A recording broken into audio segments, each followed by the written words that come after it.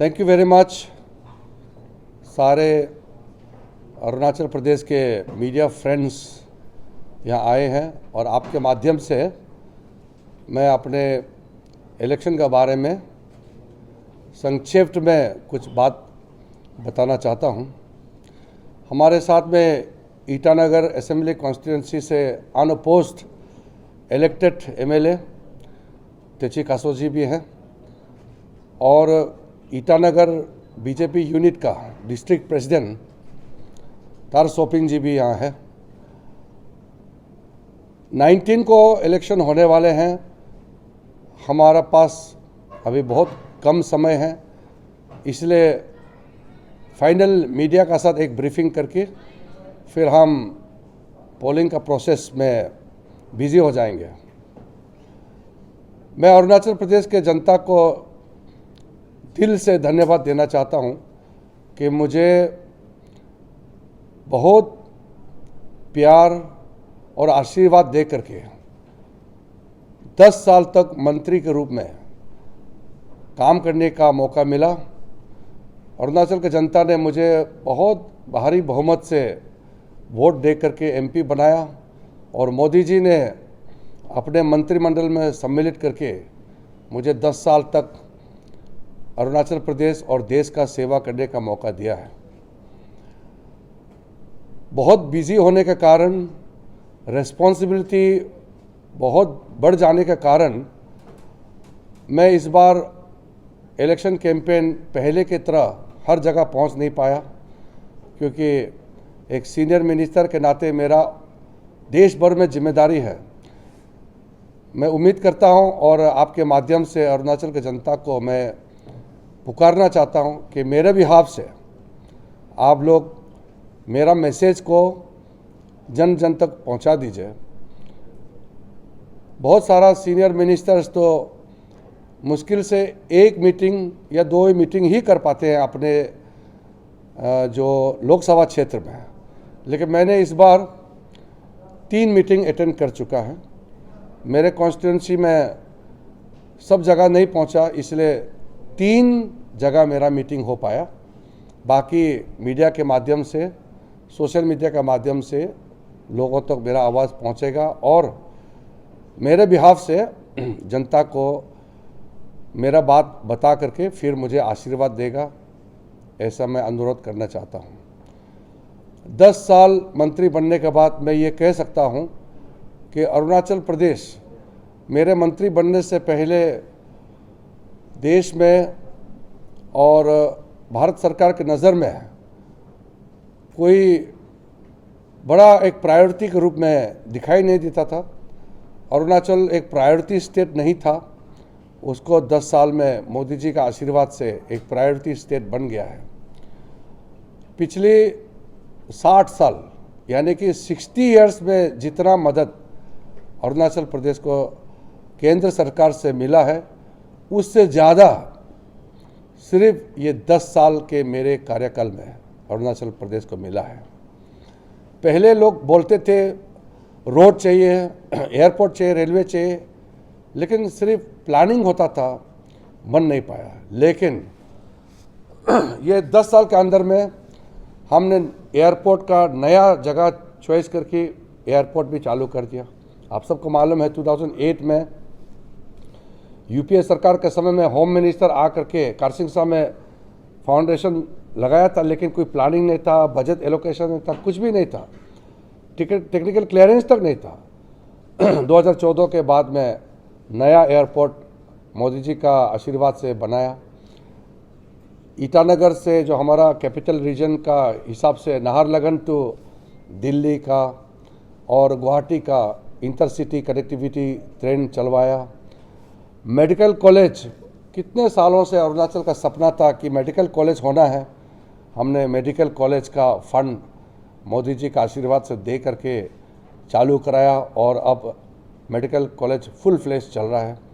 इस तरीके से फिल्म टेलीविज़न इंस्टीट्यूट, एनडीआरएफ का इंस्टीट्यूट, अरुणाचल बॉर्डर में 43 नया बॉर्डर आउटपोस्ट, उसके बाद में यहाँ अरुण प्रभा करके अलग से एक डेडिकेटेड दूरदर्शन का चैनल, NIT, इस तरह का कई सेंटर्स, फिर आयुर्वेदिक और ट्रेडिशनल मेडिसिन का हॉस्पिटल सिर्फ नहीं, पूरा मेडिकल कॉलेज आयुर्वेदिक का पासीघाट में, इस तरीके से जगह जगह में कई सारा प्रोग्राम्स और प्रोजेक्ट्स हमने चलाया। मेरा स्पोर्ट्स मंत्री रहते समय टोटल 54 स्पोर्ट्स का total multipurpose projects Arunachal Pradesh को दिया। 60 इयर्स में एक भी प्रोजेक्ट सेंक्शन नहीं हुआ। मेरे टेन्योर में 54 स्पोर्ट्स स्कीम सेंक्शन हुआ और एक बहुत बड़ा national centre for sports excellence जो ओलंपिक्स, एशियन गेम्स और वर्ल्ड चैंपियनशिप के लिए तैयारी करता है, उसका सेंटर ईटानगर में खोला। इसी प्रकार से कई बॉर्डर एरिया से लेकर के ईटानगर तक का हमने नई व्यवस्था शुरू किया। आज सारा अरुणाचल का बॉर्डर एरिया रोड से कनेक्ट हो चुका है। मैक्सिमम विलेज में 4G कनेक्टिविटी हो चुका है। लगभग हर एक गांव में पीने का पानी पहुंच चुका है। हर एक घर में पाइप पहुंचा है और हर एक घर में पानी पहुंचा है। LPG गैस कनेक्शन दिया है और साथ साथ में सबको फ्री चावल हर एक गरीब के घर में पहुंचाया है। इलेक्ट्रिसिटी पहुंचाया है सौभाग्य के स्कीम के मुताबिक। महिलाओं को मातृवंदना योजना के तहत प्रेगनेंसी के समय में मदद देने का काम किया। किसानों के लिए अकाउंट में पैसा डलवा करके हमने मदद किया। इसी प्रकार से हर एक सेक्शन समाज के जो भी है सबको हम लोगों ने मदद पहुंचाया है। जीवन आसान करने के लिए बहुत कुछ स्कीम है।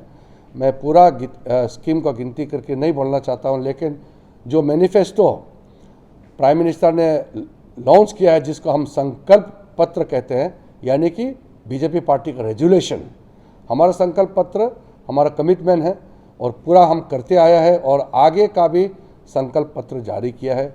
उस संकल्प पत्र में युवाओं के लिए, महिलाओं के लिए, फार्मर्स के लिए, गरीबों के लिए, गरीब का घर बना देने के लिए, गरीबों के लिए बेसिक सुविधा देने के लिए सारा डिटेल्स हमारा संकल्प पत्र में मौजूद है।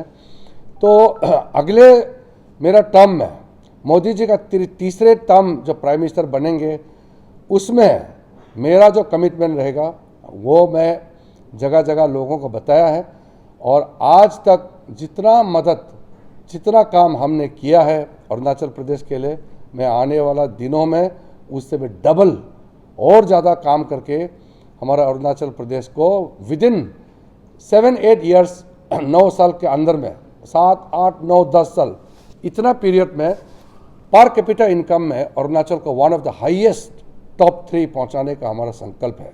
हमारा पॉपुलेशन कम है, इसलिए बड़ा स्टेट का साथ टोटल GDP कंपेयर नहीं कर सकता है, लेकिन पर कैपिटा में हम देश का टॉप 3 तक पहुंचाने के लिए पूरा प्रतिबद्ध है।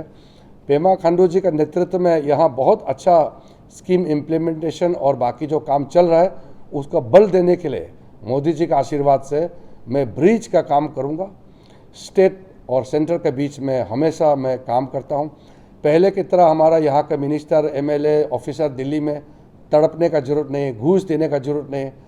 वहाँ दिल्ली का ऑफिसर को पैसा दे करके स्कीम लाने का जरूरत नहीं है। अभी मोदी जी का आशीर्वाद से पूरा ट्रांसपेरेंटली मैं इन्वॉल्व रहता हूं और स्कीम सारा सैंक्शन करके देता हूं और साथ साथ मैं अरुणाचल के वासियों को मैं कमिटमेंट देता हूं कि दिल्ली में जब तक हम हैं, कोई अरुणाचल को वहां तंग नहीं कर सकता है, परेशानी नहीं कर सकता है। सारा स्कीम आराम से सैंक्शन हो जाएगा, मेरे कमिटमेंट है। मैं आप लोग से 1-2 सवाल लेने के लिए तैयार हूं, आप लोग पूछिए, फिर मैं जवाब दूंगा।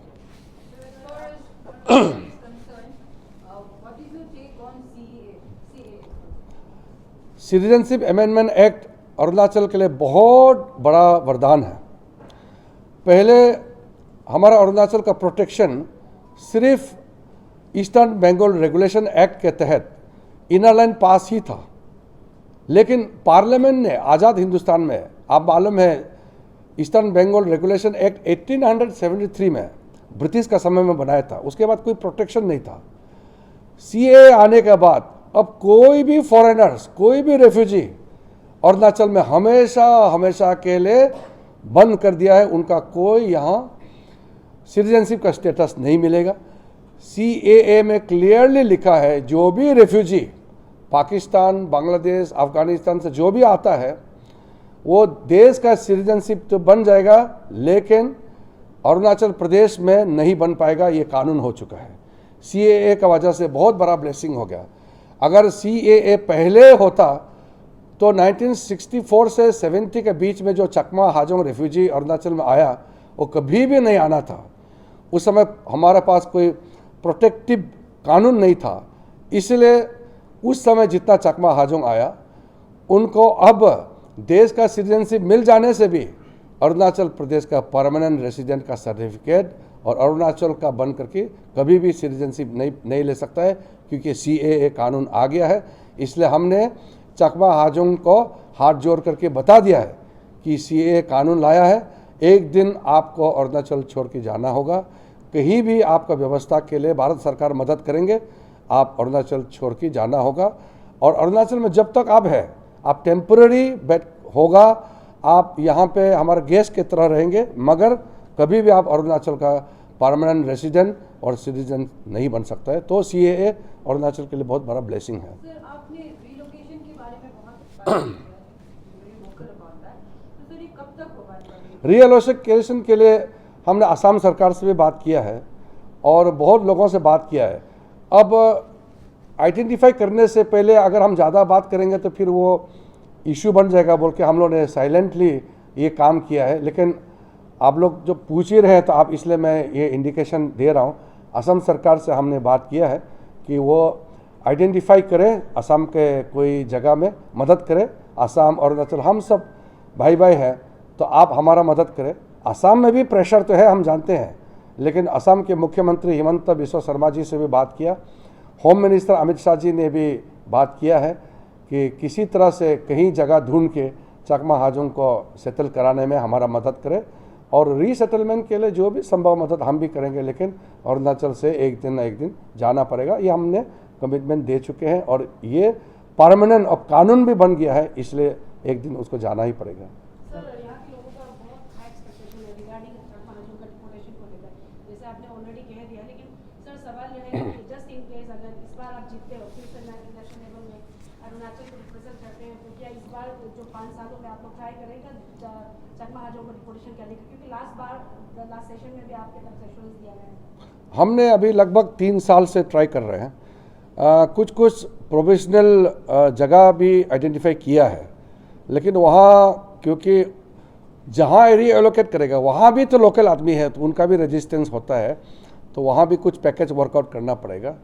इसलिए चकमा हाजोंग को जैसे बाहर से जो आया है, Christians, Hindus, Buddhist, Jain, Parsi, ये जो माइनॉरिटी है पाकिस्तान, बांग्लादेश, अफगानिस्तान से, सबके लिए कहीं ना कहीं जब आइडेंटिफाई हो जाएगा हम लोग भी मदद करेंगे, तो उनको जाने के लिए हम रिक्वेस्ट करेंगे। कुछ चकमा लोग एग्री भी किए हैं, कुछ लोग रेजिस्ट कर रहे हैं, लेकिन कानून बन गया है। अब अरुणाचल में बैठ के तो सिटीजनशिप तो मिलेगा नहीं, ये तो देश का कानून बन गया है। तो हम भी चाहते हैं कि चकमा हाजोंग कहीं भी रहे, प्रॉपर इंडियन सिटीजनशिप लेके बैठे, लेकिन अरुणाचल में नहीं बैठना चाहिए। क्या है कि यहाँ एक मिस कैंपेन होता है। मैंने पार्लियामेंट में बिल पास होने के बाद बताया कि पार्लियामेंट में कानून बनाने के बाद चकमा हाजोंग को सिटीजनशिप मिल जाएगा, लेकिन अरुणाचल में नहीं। तो हमने जो मिल जाएगा वहाँ बोला था, वो स्टेटमेंट को कहीं काट के, और अरुणाचल में हमने बोला कि यहाँ नहीं मिलेगा, वो स्टेटमेंट जोड़ के कोई लोग मजाक उड़ाते हैं। मैंने भी देखा किसी ने बदमाशी किया है। देखो किरण रिजिजू एक समय तो बोलता है चकमा हाजोंग को सिटीजनशिप देगा, एक फिर बोलता है नहीं देगा। तो ऐसा बदमाशी नहीं करना चाहिए। वो सिटीजनशिप देगा मतलब देश भर में, नहीं देगा बोलने वाला अरुणाचल में नहीं देगा। तो ये बहुत क्लियर है, ऐसा बदमाशी चिपक के दूसरा न्यूज़ को काट के ऐसा मिसगाइड नहीं करना चाहिए।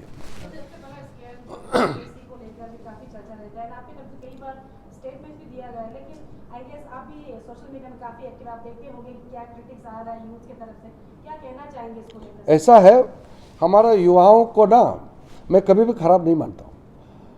कुछ लोग जानबूझ के कैंपेन करता होगा पॉलिटिकल लाभ लेने के लिए, और कुछ लोग सचमुच में नहीं जानता होगा, ऐसा भी होगा।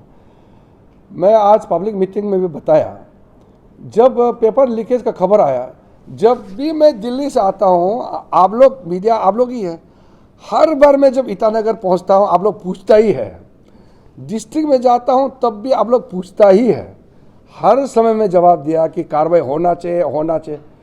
फिर भी ज़बरदस्ती बोलता किरण रिजिजू नहीं बोलता है, मैं हर समय बोलता हूँ। और जैसे पेपर लीक का खबर आने का साथ साथ चीफ मिनिस्टर को हमने ही फ़ोन किया और सीएम साहब से डिस्कस करके चीफ मिनिस्टर ने ही पब्लिक सर्विस कमीशन मेंबर्स को प्रेशराइज किया, मॉरल गवर्नमेंट आप लोग रिटायर कर जाना चाहिए, रिजाइन करना चाहिए। ये सीएम साहब का प्रेशर से ही पब्लिक सर्विस कमीशन के मेंबर लोग रिजाइन किया है, जबकि सीएम के पास सर्विस कमीशन को डायरेक्ट अपने हाथ में लेने का अथॉरिटी नहीं है, फिर भी प्रेशर डाला है, क्योंकि हमारे युवाओं का भविष्य को हम लोग खिलवाड़ नहीं कर सकते हैं। और फिर हमने सीबीआई भेजा है, ईडी भेजा है, सारा कार्रवाई चल रहा है, एक्शन ले रहा है, लेकिन कोर्ट में जाने के बाद कमीशन का अपना एक सिस्टम से चलता है। लेकिन हम चाहते हैं कि जो हमारा लगभग 2 साल बर्बाद हो गया है उसको जल्दी से commission full fledge exam conduct करके फिर जितना खाली पड़ा हुआ है सब जल्दी से जल्दी भरपाई होना चाहिए। क्रिश्चियन लोगों का कहना है कि बीजेपी गवर्नमेंट जो है सेकुलर नहीं है, तो कहीं ना कहीं उन लोग ने यूनानिमसली डिसाइड किया है कि बीजेपी को वोट नहीं देंगे। इस पे आपकी क्या राय है? देखिए, बीजेपी सबसे ज़्यादा सेकुलर पार्टी है। सेकुलर क्या होता है? सेकुलर मतलब सब के लिए सब बराबर। अभी जैसे कि अरुणाचल क्रिश्चियन फोरम को कौन यूज कर रहा है, वो कम्युनल हो गया ना।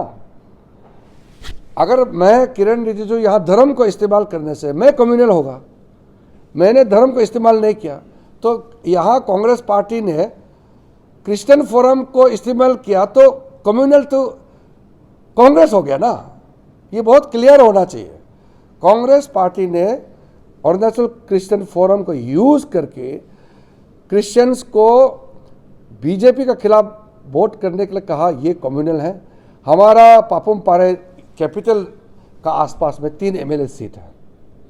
ईटानगर सीट तेचिकासो क्रिश्चियन, दोईमुख हमारा एमएलए सिटिंग एमएलए और कैंडिडेट तनाहाली क्रिश्चियन, हमारा सगाली जो एमएलए अनकॉन्टेस्ट होकर इलेक्ट हो चुके हैं इंजीनियर रोतु तेची, वो क्रिश्चियन। 100% बीजेपी का तीनों एमएलए पापुम पारे में क्रिश्चियन। तो हम कैसे कम्युनल हो गया? सारा क्रिश्चियंस जो भी प्रॉब्लम होता है वो मेरे पास आता है। मैं कोविड का समय में बाकी सब लॉकडाउन में थे, मैंने लगभग कम से कम 12 ट्रक मेडिसिन्स, दवाई पानी और मास्क से लेकर के ऑक्सीमीटर से लेकर के सारा चीज़ भेजा है।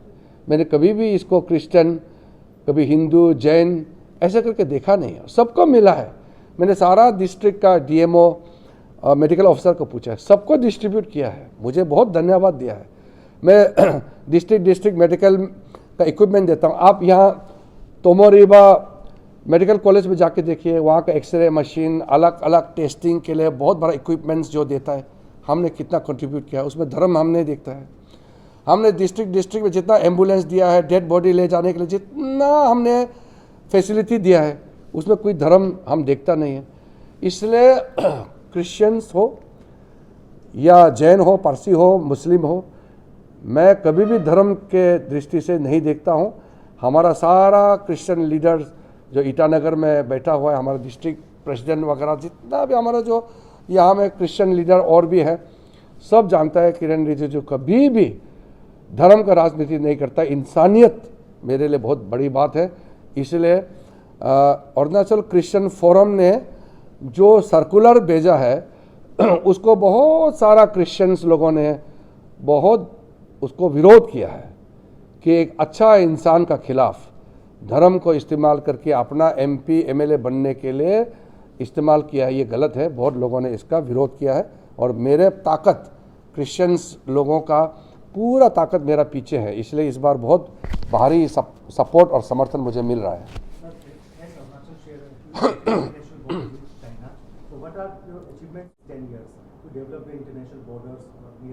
बहुत इम्पोर्टेंट सवाल आपने पूछा है।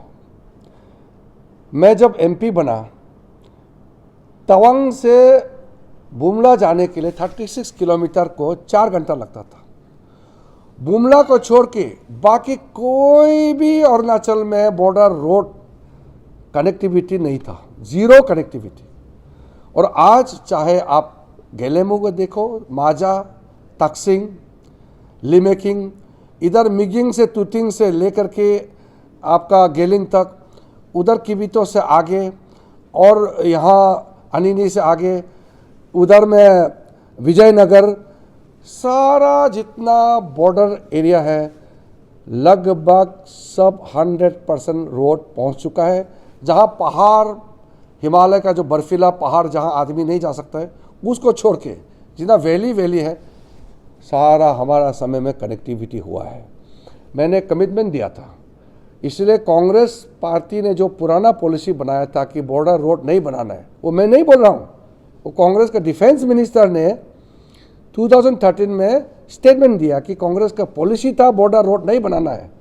आप लोग यूट्यूब में देख लीजिए, वो बहुत ज़रूरी है। ये कांग्रेस का डिफेंस मिनिस्टर का स्टेटमेंट है, पार्लियामेंट में अभी भी है। वो पॉलिसी को मोदी जी ने चेंज किया। अभी हमारा जितना बॉर्डर विलेज है वो इंडिया का फर्स्ट विलेज हो गया। वाइब्रेंट विलेज प्रोग्राम चला करके मोदी जी ने, अब अगले बार जब मैं नेक्स्ट इलेक्शन समय में जब 5 साल हो जाएगा, आपको 100% सेचुरेशन हो चुका होगा अरुणाचल का। जितना बॉर्डर रोड पर अभी रोड बन गया, उसमें basic medical facility, education facility और खेती बाड़ी का फैसिलिटी से लेकर के छोटा छोटा जो प्रोडक्शन यूनिट वगैरह सेल्फ सफिशिएंट, सेल्फ कंजम्पशन के लिए ये सब भी हो जाएगा। और अरुणाचल का मेरा जो सपना है, फ्रंटियर हाईवे का सपना, मैंने 2004 में देखा था। अभी मैं आपको बताते हुए बहुत अच्छा लग रहा है। ये इलेक्शन डिक्लेयर होने से पहले लगभग 25,000 करोड़ वेस्ट कामेंग नफरा से लेकर के, नफरा से लदा से साचुंग होते हुए बामेंग से केनेवा से सवा मतलब ये जो चाइंग ताजो एरिया है, वहाँ से सीधा कोलोरियांग सारली से दामिन कनेक्टिविटी जो हो चुका, उसको लिंक करते हुए दामिन से वो हाईवे परसी से ताली से चेतम होते हुए महंगा मंदिर के नीचे से तालिया से 2 फ्रंट ये डिवाइड होगा। एक ततो जाएगा, आगे सियुम से मेचुका, फिर नीचे मोनीगांव को जुड़ते हुए, फिर मोलो से पायुम होते हुए मिगिंग से तूतिंग होकर के वहाँ सिंगा से अनेली से हाइलुंग होते हुए पूरा वो ये हवाई से सामने से लेते हुए ये विजयनगर तक जाएगा। इंडिया का सबसे बड़ा, सबसे कठिन, सबसे एम्बिशियस नेशनल हाईवे जिसका नाम होगा फ्रंटियर हाईवे। ये सपना पूरा लगभग हो गया, सोच लो, क्योंकि सैंक्शन हो गया। अभी टेंडर का प्रोसेस शुरू हो जाएगा और अगले साल तक लगभग बन के तैयार हो जाएगा। इतना बड़ा हाईवे सिर्फ इंडिया में नहीं, दुनिया में, चाइना में 1-2 प्रोजेक्ट है, उसको छोड़ के दुनिया में इतना बड़ा हाईवे प्रोजेक्ट कहीं नहीं बना। ये मोदी जी का आशीर्वाद से मेरा जो इतना साल का सपना था फ्रंटियर हाईवे अब शुरू हो गया है। ये अरुणाचल प्रदेश के लिए बहुत बड़ा है और ये हमारे लिए फ़ख्र के बाद इतना प्रोजेक्ट, बड़ा प्रोजेक्ट हमारा स्टेट में होने जा रहा है। तो सारा बॉर्डर का बोलने से बहुत ज़्यादा बोल सकता है, लेकिन संक्षेप में इतना है कि हमारा चाहे वो इंडस्ट्रियल कॉरिडोर हो, असम अरुणाचल बॉर्डर, चाहे बीच का ट्रांस अरुणाचल हाईवे हो या बॉर्डर का फ्रंटियर हाईवे हो, ये सारा जो हमारा इतना बड़ा सपना था इतने सालों से, ये सारा अब प्रोग्रेस हो रहा है। सर, आपने अपने ये बोल दिया था। और now if you are re-elected as the MP from Arunachal West, what will be your new promises to the Arunachal people? मेरा प्रॉमिस मैंने अभी बताया कि अगले कुछ सालों के अंदर में अरुणाचल प्रदेश का जीडीपी पर कैपिटा, माने हर एक आदमी का पास इतना काम और इनकम होना चाहिए कि इंडिया का पर कैपिटा रिचेस्ट स्टेट बनने का क्षमता है, वो बनाएंगे। रोड, बिजली, पानी, घर, 4G नेटवर्क, बेसिक चीज़ें, ये मेरा इस टेन्योर में लगभग हो चुका है। अब नेक्स्ट फेस होगा फूड प्रोसेसिंग का हब हमारा फिशरी के लिए, एनिमल हस्बेंड्री के सेक्टर में, एग्रीकल्चर हॉर्टिकल्चर सेक्टर में, और युवाओं के लिए सेल्फ एम्प्लॉयमेंट जनरेशन के लिए मुद्रा, स्वनिधि, ये जितना भी योजना है इसके तहत एम्प्लॉयमेंट जनरेशन युवाओं के लिए क्रिएट करना ये हमारा प्राथमिकता होगा। सर, आई गेस आप भी अवेयर होंगे, आप as a cabinet minister Bharat सरकार में आप सर्व कर रहे हैं, you represent Arunachal Pradesh national level में, लेकिन सर क्या कई लोग कहते हैं कि किरण रिजिजू सेलेक्टिव के लिए ही अप्रोचेबल है, कितना हद तक सही है, आप क्या कहना चाहेंगे? ऐसा है, मैं आपको एक चीज़ बताऊं, आप लोग खराब मत पाइए, और दूसरा स्टेट और दूसरा मंत्री लोग सुनने से खराब जरूर लगेगा, अरुणाचल के लिए तो खुशी की बात है। देश में आज तक जितना कैबिनेट मिनिस्टर हुआ है वो इतना बिजी होता है कि अपना कॉन्स्टिट्यूंसी में महीने में एक बार 2 बार जा करके अपना कॉन्स्टिट्यूंसी के लोगों को मिलता है। हर 5 बार कॉन्स्टिट्यूंसी आता हूं और ईटानगर छोड़ के दूर दूर एरिया तक मैं पूरा जाता हूं। दिल्ली में कभी कभी दिन में भी मेरा ऑफिसर को हम वेट करने देता है। मेरा ऑफिशियल मीटिंग को हम पोस्टपोन करके कॉन्स्टिट्यूंसी का पब्लिक को मैं मिलता हूं, क्योंकि हमारा अरुणाचल के लोग बहुत इनोसेंट है। वो तो बहुत सा हमारा अरुणाचल का ट्राइबल आदमी बहुत सीधा होता है, मालूम नहीं होता उसका कैबिनेट मतलब क्या है। वो तो सोचता है कि हमने उसको एमपी बनाया, हमारा एमपी क्यों नहीं मिलेगा। डायरेक्ट हमारे गेट में पहुंच जाता है घर में, तो हम बुला लो, अंदर में बुला लो बोल के मिल लेता है। कभी कभी मैं कैबिनेट मिनिस्टर होने के नाते कैबिनेट मीटिंग में जाना होता है, तो हम लोगों को बोलता है अभी मेरा कैबिनेट मीटिंग शुरू होने वाला है, मेरा पार्लियामेंट शुरू होने वाला है, मुझे अभी निकलना है। फिर हमारे इनोसेंट लोग बोलते हैं अरे कैबिनेट छोड़ो ना, पार्लियामेंट छोड़ो ना, हम लोग को पहले मिलो बोलता है। तो इनोसेंट लोग होते हैं हमारे लोग। तो ऐसा मैं दिन में भी मैं बोलता हूँ, मैं ही ऐसा एक कैबिनेट मिनिस्टर होगा देश में, दिन में भी कॉन्स्टिट्यूंसी आदमी को मैं दिल्ली में दिन भर बात करते रहता हूँ। दिल्ली में मेडिकल ट्रीटमेंट से लेकर के पुलिस केस से लेकर के कोई भी स्टूडेंट का कुछ भी केस हो, आज सीधा मेरा घर में आकर के हमसे मदद ले सकता है। ये कभी भी अरुणाचल के इतिहास में नहीं होता है, ये पहली बार ये हुआ है। इसलिए सेलेक्टिव तो बात ही छोड़ दीजिए, मेरे पास हर एक अरुणाचल का आदमी आता है। इवन ऑपोजिशन जो हमको वोट नहीं दिया है वो भी आता है, वो भी मदद लेता है। और मैं आपको और एक बात बताता हूँ, जो लोग बहुत फायदा मिला है हमारा वजह से, वो लोग कोई लोग वोट भी नहीं देते हैं। मैं आपके माध्यम से मैसेज भेजना चाहता हूँ, कोई लोग तो इनडायरेक्ट मदद मिलता है। जैसे कि मैंने हाईवे बना दिया, सब चलता है। मैंने गाड़ी रास्ता गांव बना दिया, आराम से चलता है। मेडिकल का गाड़ी दिया, वो एम्बुलेंस में चलता है। मैंने बिजली पानी पहुंचाने में मदद किया, उसका फ़ायदा उठाता है। कुछ लोग तो डायरेक्ट बेनिफिट मिलता है। हमने मेडिकल पीएम रिलीफ से डायरेक्ट मेडिकल ट्रीटमेंट का पैसा देता है। मेरा काम से काम करके वो डायरेक्ट पैसा भी कमाता है। ऐसा लोग भी कभी कभी बोलता है किरण रिजिजू से कुछ नहीं मिला है बोलता है, ऐसा भी लोग होता है। तो समाज में ना अलग अलग किस्म का आदमी होता है, लेकिन मेरे लिए सब बराबर हैं और सब धर्म, सब जाति, सब डिस्ट्रिक्ट, सबको मदद मिलता है। इसलिए मोदी जी का मंत्र है सबका साथ, सबका विकास, सबका विश्वास और सबका प्रयास। ये मंत्र लेकर के हम चल रहे हैं। Thank you.